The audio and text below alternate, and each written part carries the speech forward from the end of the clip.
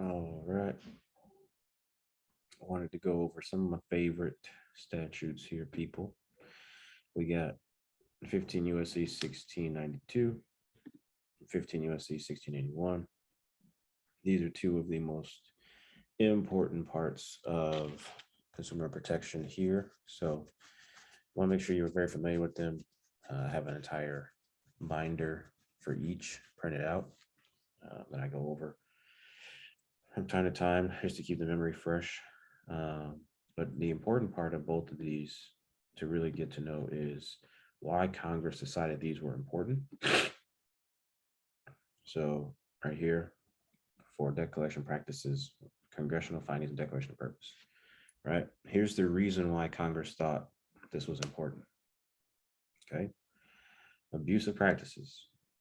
There is an abundant evidence of the use of abuse, deceptive and unfair debt collection practices by many debt collectors.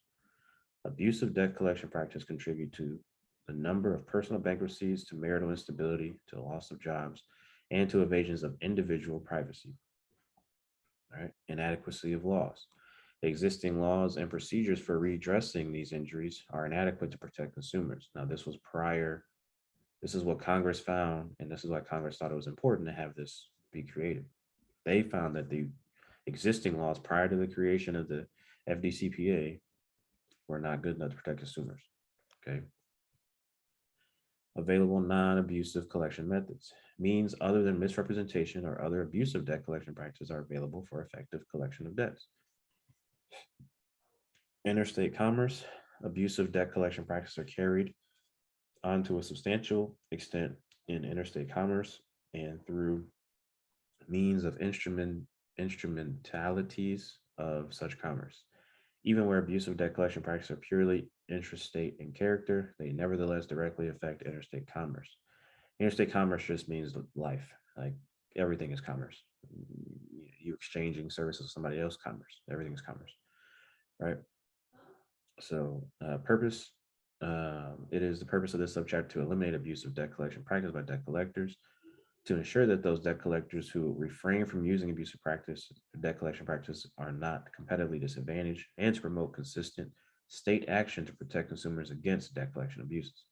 Now, this is what Congress found. So, if Congress found this important, we need to find it important, right? So, let's get into the next one. One moment. All right, let's see what Congress has to say about the CRAs and why the Fair Credit Reporting Act should have been created.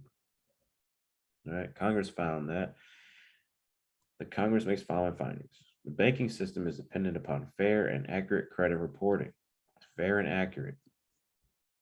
Inaccurate credit reports directly impair the efficiency of the banking system, and unfair credit reporting methods undermine the public confidence, which is essential to the continued functioning of the banking system. Now, if you understand what this really means, this is all they care about, the public confidence, right? They really care about public confidence. So if we all stop believing in credit scores and credit reports and didn't use them anymore, they would have no choice but to not use them either. So they want us to have confidence in this system and continue to use it. Pay attention. Words matter, right? An elaborate mechanism has been developed for investigating and evaluating the credit worthiness, credit standing, and credit capacity, character, and genuine reputation of consumers. Consumer reporting agencies have assumed a vital role in assembling and evaluating consumer credit and other information on consumers. There is a need to ensure that consumer reporting agencies exercise their grave responsibilities with fairness, impartiality, and respect for consumers' right to privacy. This is important. This is where you'll, once you see 15 USC 1681BA, this start coming into play. This all starts making sense. It is the purpose of this subchapter to require that consumer reporting agencies adopt reasonable procedures for meeting the needs of commerce for consumer credit, personal insurance, and other information in a manner which is fair and equitable to the consumer with regard to confidentiality, accuracy, relevancy, and proper utilization of such information in accordance with the requirements of the subchapter. Okay. So that's what Congress found for the FCRA, and it's what Congress found for the FDCPA. right? Now, what I did when I was first learning this stuff, I just went through all the definitions because definitions have power, right? Definitions here as well as the definitions here, okay? And when you really start to get into it, you'll learn that for the purposes of credit, like these definitions, they mean a lot, right? The term person means any individual, partnership, corporation, trust, estate, cooperative, association, government, or governmental subdivision or agency or other entity. The term consumer means an individual. Now, here's where you guys need to pay attention. If consumer means individual and the term person means any individual, then that must mean that you can be both a person and a consumer. This is very important when it comes to talking in certain languages, right? We'll see this you'll see this in a later video, probably in the mentorship. One thing I'll put in this course, but when you understand the definitions, your power in a conversation matters. It changes, right? See some definitions over here.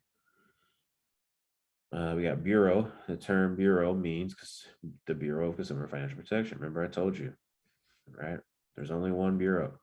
Everybody else is a credit reporting agency. There's only one bureau. It's right here. Bureau of Consumer Financial Education or Financial Education. Communication means conveying information regarding a debt directly or indirectly to any person through any medium. Directly or indirectly. Collection companies, they fall under this. Conveying information regarding a debt directly or indirectly to any person through any medium. Now we just went over what a person means, right? A person means what? Any individual, corporation, trust, estate, because term consumer means any natural person obligated or allegedly obligated to pay any debt.